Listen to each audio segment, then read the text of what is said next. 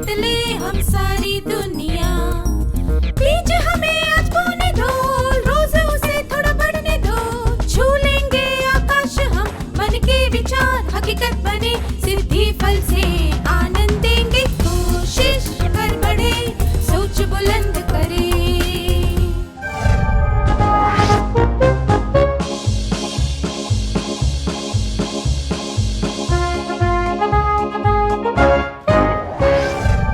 नमस्ते छात्रों, कैसे हैं आप? पिछले सत्र में हमने साथियों के दबाव के बारे में बात की थी।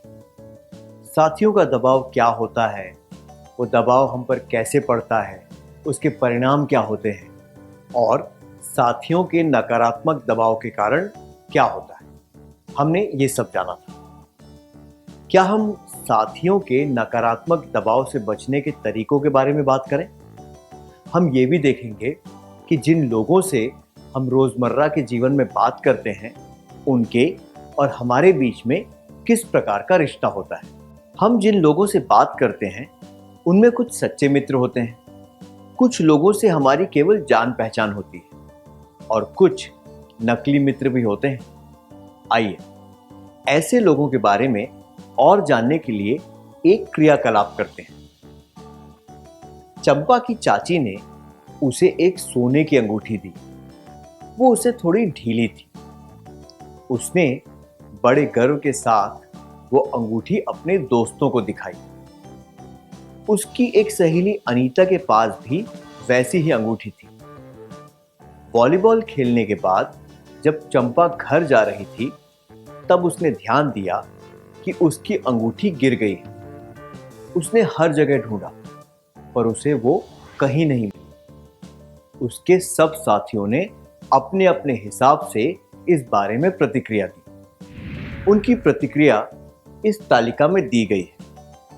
एक तरफ उनकी प्रतिक्रिया है और दूसरी तरफ ये बताया गया है कि उस व्यक्ति का चंपा के साथ क्या रिश्ता हो सकता है। पर ये दोनों खंड उल्टे पुल्टे क्रम में हैं। आपको इनके सही जोड़े बनाने हैं। साथी की प्रतिक्रिया, चंपा के साथ रिश्ता। 1. चिंता मत करो, तुम अनीता की अंगूठी ले लो, वो बिल्कुल तुम्हारी अंगूठी जैसी है। सच्चा मित्र। 2. पैसे बचाकर वैसी ही अंगूठी खरीद लो, तुम्हें अपनी कीमती चीजों का ध्यान रखना चाहिए। जान पहचान वाला। 3. हे भगवान, तुम्हें थोड़ी सावधानी से काम लेना चाहिए था।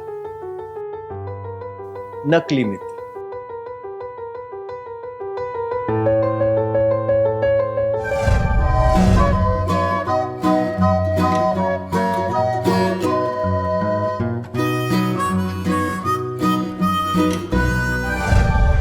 धन्यवाद। क्या हम सही जोड़े देख लें? साथी की प्रतिक्रिया। 1. चिंता मत करो, तुम अनीता की अंगूठी ले लो, वो बिल्कुल तुम्हारी अंगूठी जैसी है। 2. पैसे बचाकर वैसी ही अंगूठी खरीद लो, तुम्हें अपनी कीमती चीजों का ध्यान रखना चाहिए। 3. हे भगवान, तुम्हें थोड़ी सावधानी से काम लेना चाहिए था। चंपा के साथ रिश्ता। 1. नकली मित्र। 2. सच्चा मित्र। 3. जान पहचान वाला। हमारी उम्र के कुछ ऐसे लोग हैं जिनके साथ हमारा केवल हेलो कैसे हो वाला रिश्ता होता है। एक दूसरे के साथ जान पहचान होने के अलावा उस रिश्ते में और कोई गहराई नहीं होती। ऐसे लोग किसी की भलाई के बारे में नहीं सोचते, वे तो केवल हंसी मजाक करना चाहते हैं। ऐसे लोगों से थोड़ी दूरी बनाकर रहना चाहिए। दूसरी तरह के लोग होते हैं जो हमारी भलाई चाहते हैं और जब हम कोई गलती करने वाले हों तो वे हमें सतर्क करते हैं। वे कभी भी हमारा फायदा नहीं उठाते। वे ईमानदारी, विश्वसनीयता और मददगार होने के गुण दर्शाते हैं। वे हमारे सच्चे मित्र होते हैं और ऐसे लोगों को हमें अपने करीब रखना चाहिए। कुछ लोग ऐसे भी होते हैं जो हमें दोस्तों जैसे लग सकते हैं, पर वास्तव में वे हमारे दोस्त नहीं होते। ऐसे लोगों के साथ रिश्ता नहीं रखना चाहिए। ये हमें अनुचित व्यवहार करने के लिए उकसा सकते हैं। खुद की भलाई और सुरक्षा के लिए ऐसे लोगों से दूर रहना ही अच्छा होता है। आइए अब इस बात पर ध्यान देते हैं कि साथियों के दबाव से दूर रहने के लिए क्या किया जा सकता है। चलिए एक उदाहरण लेते हैं। रोहन और उसका दोस्त राघव कुछ खाने पीने के सामान खरीदने के बाद एक दुकान से बाहर आए। पैसे देने के बाद दुकानदार ने कुछ छुट्टे पैसे वापस दिए। रोहन ने जल्दी से वो पैसे उठाए और चलने लगा। 1 मिनट बाद जब रोहन ने पैसे गिने तो उसे पता चला कि दुकानदार ने गलती से ज्यादा पैसे वापस दे दिए थे। उसने ये बात राघव को बताई। राघव ने रोहन से कहा कि वो इस बारे में न सोचे और पैसे अपने पास रखे। पर रोहन ने दुकानदार के पास जाकर पूरी बात समझाई और उसके पैसे वापस दे दिए। क्या आप तीनों इस दृश्य का अभिनय करके दिखा सकते हैं?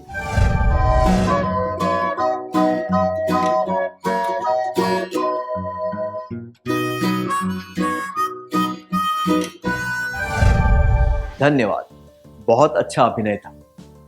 हमने देखा कि इस परिस्थिति में साथियों का नकारात्मक दबाव पड़ने पर रोहन को एहसास हुआ कि दुकानदार से गलती हो गई थी, इसलिए उसके साथ बेईमानी नहीं करनी चाहिए। उसके अतिरिक्त पैसे लौटाना ही उचित होगा।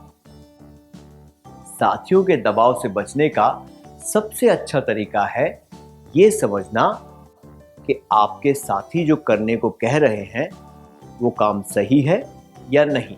साथियों के नकारात्मक दबाव से बचने के तरीके। खुद से ये पूछें कि वो काम सही है या नहीं।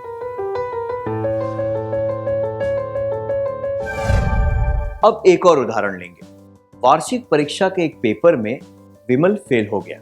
उसकी सप्लीमेंट्री परीक्षा कुछ दिनों बाद थी।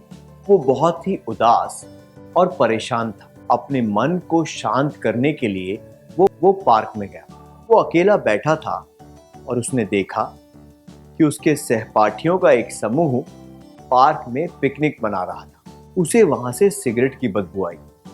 उनमें से एक विद्यार्थी उसके साथ बातें करने लगा और सहानुभूति जताते हुए उसने विमल को भी एक सिगरेट दी। अब विमल को क्या करना चाहिए?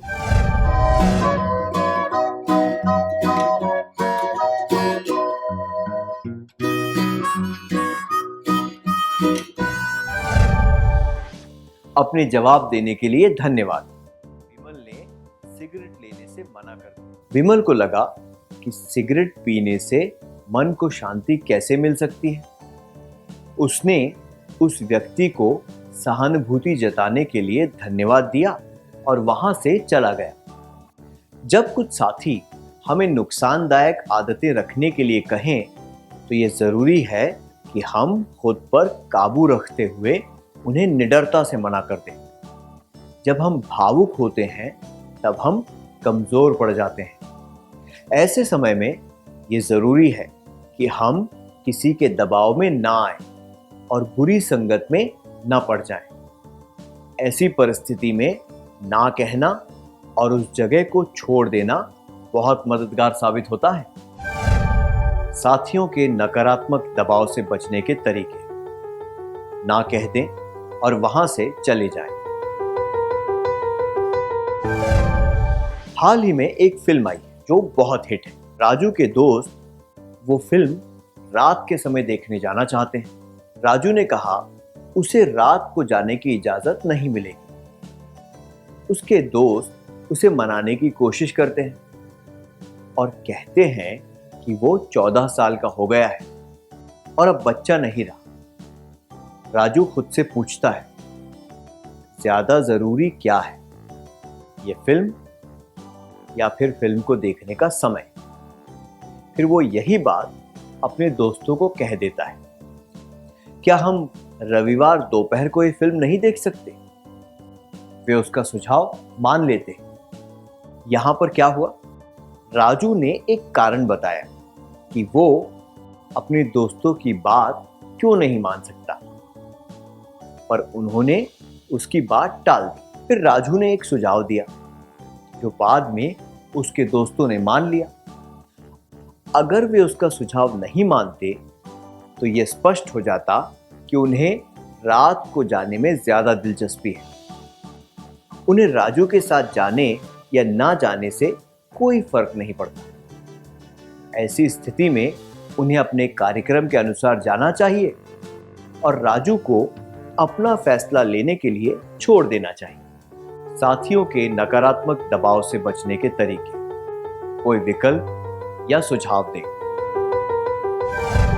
अब अगली परिस्थिति के बारे में सुनते हैं। शाम का समय था। अशोक अपने दोस्तों के साथ बैठकर गप्पे लड़ा रहा था। वे स्कूल की कुछ मजाकिया बातें याद करके हंस रहे थे। वे सब एक एक करके विद्यार्थियों से संबंधित कोई हंसी मजाक वाली बातें बता रहे थे। धीरे धीरे वे ऐसे लोगों के बारे में बात करने लगे जो उस समय वहां पर नहीं बैठे थे। उनमें से एक दोस्त ने किसी और छात्र के बारे में कोई व्यक्तिगत टिप्पणी की। फिर सभी दोस्त उस छात्र के बारे में अपने अपने मन की बात कहने लगे। किसी ने अशोक से पूछा कि वो उस छात्र के बारे में क्या सोचता है। अशोक को ये सब अच्छा नहीं लग रहा था। उसने तुरंत किसी और विषय से संबंधित बात शुरू कर दी। वो अखबार की किसी खबर के बारे में बात करने लगा। क्या आप में से 3-4 छात्र स्वेच्छा से यहाँ आकर इस दृश्य का अभिनय करके दिखा सकते हैं?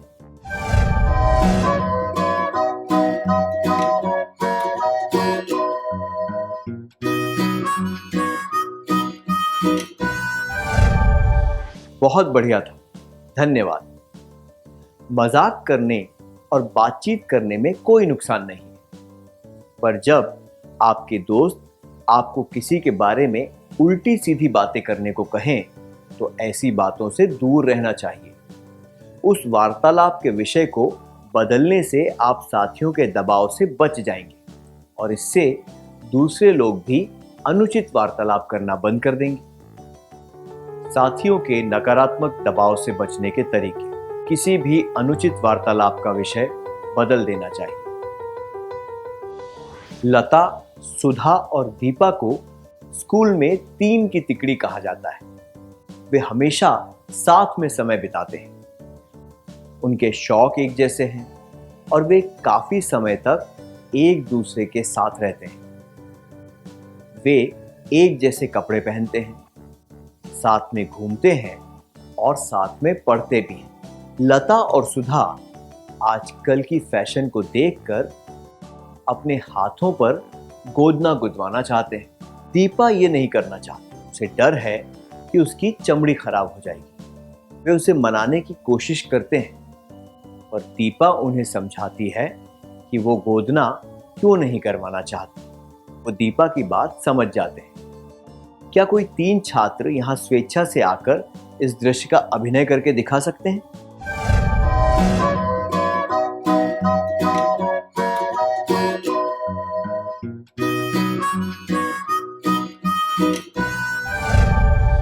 बहुत अच्छा था, धन्यवाद। यह सराहनीय है कि दीपा को पता था कि उसे क्या चाहिए। जब उसे लगा कि गोदने की वजह से उसकी चमड़ी खराब हो सकती है तो उसने स्पष्ट रूप से ये बात अपने दोस्तों को बता दी। वो अपने साथियों के दबाव में नहीं आई।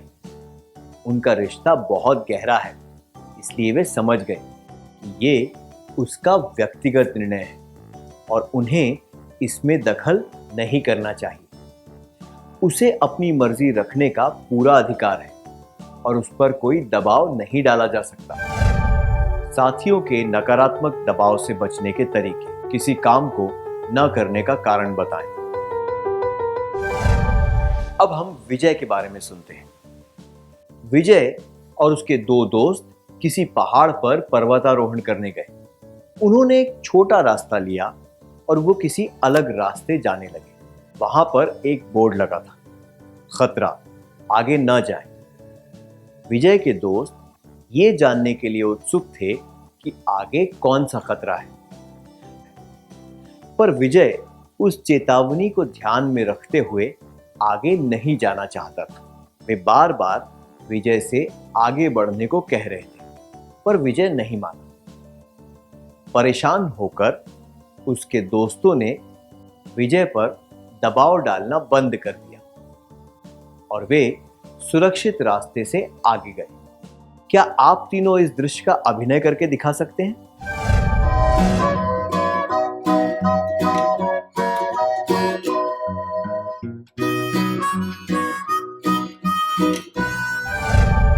धन्यवाद। हमें ये ध्यान रखना चाहिए कि हम साथियों के दबाव में ना आए, खास तौर पर तब जब बात हमारी सुरक्षा से संबंधित हो। किसी ने सही कहा है, लापरवाही के कारण किसी चीज का इलाज करवाने से अच्छा है कि हम पहले से ही सावधान रहें। जब खतरा उठाने से ज्यादा फायदा सावधानी से काम लेने में हो, तब हमें साथियों के नकारात्मक दबाव से बचने के लिए बार बार नहीं कहते रहना चाहिए। साथियों के नकारात्मक दबाव से बचने के तरीके, बार बार नहीं कहते रहना। जैसे कि हमने कुछ उदाहरणों में देखा, हमें खुद को मजबूत बनाना चाहिए, खुद पर विश्वास रखना चाहिए और सकारात्मक गुण अपनाने चाहिए। ऐसा करने से हम अवांछनीय दबाव से बच पाएंगे। जब हमें अपने साथियों के व्यवहार और उनकी प्रकृति के बारे में पता होता है, तो हमें नकारात्मक दबाव से बचने में मदद मिलती है। इसके अलावा हम कुछ सेकंड के लिए शांत मन से खुद से कुछ सवाल पूछ सकते हैं। साथियों के दबाव में आने से पहले हमें खुद से कुछ सवाल पूछने चाहिए। क्या ये काम करना सही होगा? क्या मेरी हरकतों की वजह से मुझे कोई परेशानी हो सकती है? क्या ये अनैतिक या फिर गैरकानूनी है? इसके क्या परिणाम होंगे? क्या इन परिणामों से मुझे कोई फायदा होगा? क्या मेरे कार्य या व्यवहार की वजह से किसी को दुख या परेशानी होगी? क्या मैं किसी की भावनाओं को ठेस पहुंचाए बिना उन्हें इस बारे में खुलकर बता सकती हूं या बता सकता हूं? कई बार जल्दबाजी में कोई फैसला लेने से काम बिगड़ जाता है। अगर हम कुछ देर के लिए सोचें और फिर काम करें, तो हम किसी भी कठिन, शर्मनाक या फिर खतरनाक स्थिति में पहुंचने से बच जाएंगे। ये बात साथियों के दबाव के लिए भी लागू होती है। हमें ये याद रखना चाहिए कि साथियों का दबाव हमारे जीवन का एक हिस्सा है।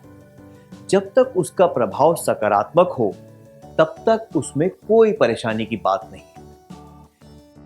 हमें अच्छे और बुरे के बीच फर्क करने की जागरूकता होनी चाहिए। साथियों के साथ अच्छा रिश्ता रखना चाहिए, पर इस बात पर भी ध्यान देना चाहिए कि हम सच्चे दोस्तों को पहचान सकें और गैर जिम्मेदार साथियों से दूर रह सकें। जो काम हम नहीं करना चाहते हों, उस काम के लिए स्पष्टता और दृढ़ता के साथ ना बोलना भी आना चाहिए।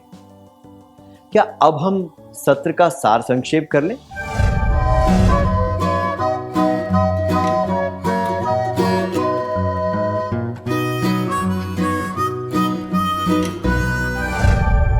साथियों के नकारात्मक दबाव से बचने के तरीके। खुद से ये पूछें कि वो काम सही है या नहीं। ना कह दें और वहां से चले जाएं। कोई विकल्प या सुझाव दें। किसी भी अनुचित वार्तालाप का विषय बदल देना चाहिए। बार बार नहीं कहते रहना चाहिए। किसी काम को न करने का कारण बताएं। अगर हम कुछ देर के लिए सोचें और फिर काम करें, तो हम किसी भी कठिन, शर्मनाक या फिर खतरनाक स्थिति में पहुंचने से बच जाएंगे। धन्यवाद। बहुत अच्छी तरह सार संक्षेप किया आपने। क्या अब हम थोड़ा गृह कार्य लिख लें ताकि ये बातें हमें अच्छी तरह याद रहें।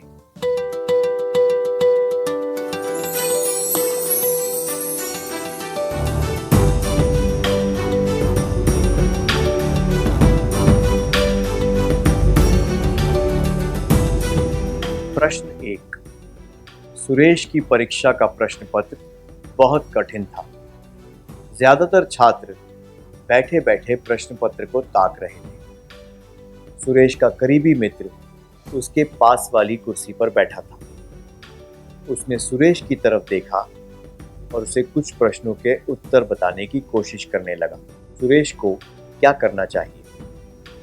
जवाब 1। उसे खुद से पूछना चाहिए कि क्या ये काम सही है या नहीं। उसे ये एहसास होना चाहिए कि ये गलत काम है। इसके परिणामों के बारे में सोचना चाहिए और नकल नहीं करनी चाहिए। जवाब 2। नकल कर लेनी चाहिए। जवाब 3। ये देखना चाहिए कि वो किस तरह नकल कर सकता है ताकि वो पकड़ा न जाए। प्रश्न 2। आप पार्क में अपने दोस्तों के साथ घूम रहे हैं। आपने किसी घर में अमरूद का एक पेड़ देखा जो घर की दीवार के पास ही है। घर का गेट खुला है। आपके कुछ दोस्तों ने कहा कि पेड़ से पके हुए अमरूद तोड़कर खाने चाहिए। आप क्या करेंगे? जवाब 1। मैं अपने दोस्तों के साथ जाकर खुद के लिए थोड़े अमरूद तोड़ूंगी या तोड़ूंगा। जवाब 2। मैं घर के अंदर नहीं जाऊंगी या जाऊंगा और जो अमरूद बाहर की तरफ लटक रहे हैं उन्हें तोड़ लूंगी या तोड़ दूंगा। जवाब 3। मैं अपने दोस्तों को अंदर जाने से और अमरूद तोड़ने से मना करूंगी या करूंगा क्योंकि ये गलत है। अगर वे मेरी बात नहीं मानेंगे तो मैं उन्हें छोड़कर चली जाऊंगी या चला जाऊंगा।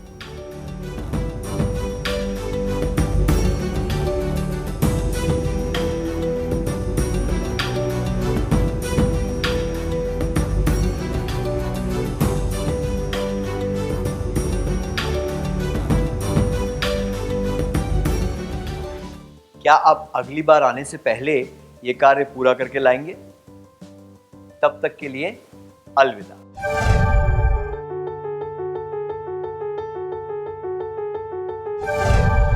नमस्ते छात्रों, क्या हम गृह कार्य में दिए गए प्रश्नों के बारे में चर्चा करें?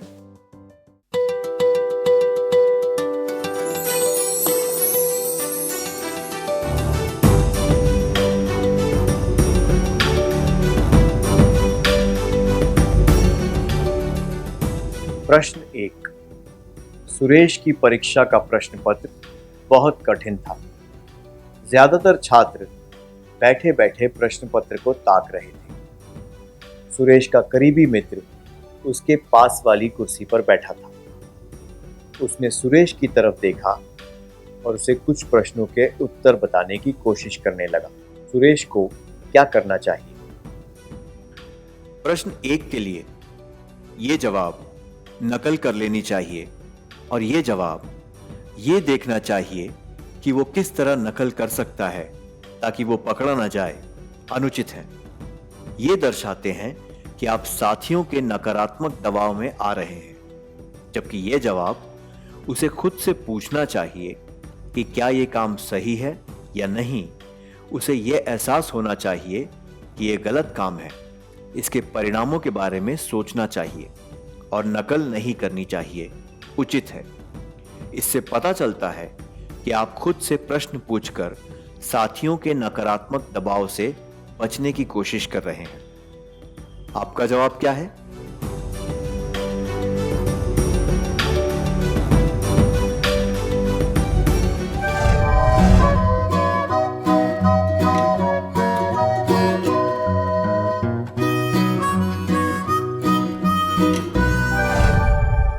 प्रश्न 2। आप पार्क में अपने दोस्तों के साथ घूम रहे हैं। आपने किसी घर में अमरूद का एक पेड़ देखा जो घर की दीवार के पास ही है। घर का गेट खुला है। आपके कुछ दोस्तों ने कहा कि पेड़ से पके हुए अमरूद तोड़कर खाने चाहिए। आप क्या करेंगे? प्रश्न 2 के लिए ये जवाब कि मैं अपने दोस्तों के साथ जाकर खुद के लिए थोड़े अमरूद तोड़ूंगा या तोड़ूंगी अनुचित है। ये दर्शाता है कि आप साथियों के नकारात्मक दबाव में आ रहे हैं। यह जवाब कि मैं घर के अंदर नहीं जाऊंगा या जाऊंगी और जो अमरूद बाहर की तरफ लटक रहे हैं उन्हें तोड़ लूंगा या तोड़ लूंगी भी अनुचित है। यह दर्शाता है कि आप सही और गलत का फर्क जानते हैं, पर आपका खुद पर नियंत्रण नहीं है और आप साथियों के नकारात्मक दबाव में आ रहे हैं।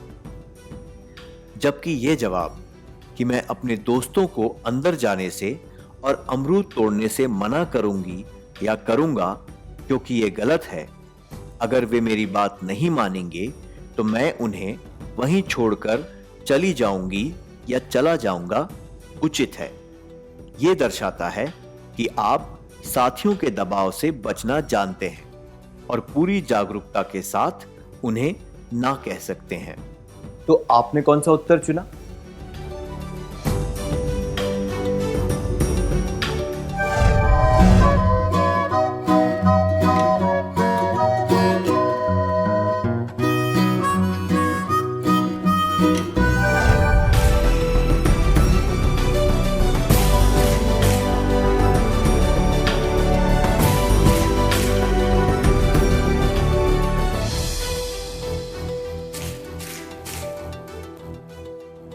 जिन लोगों ने सही जवाब चुने उन्हें बहुत बहुत बधाई।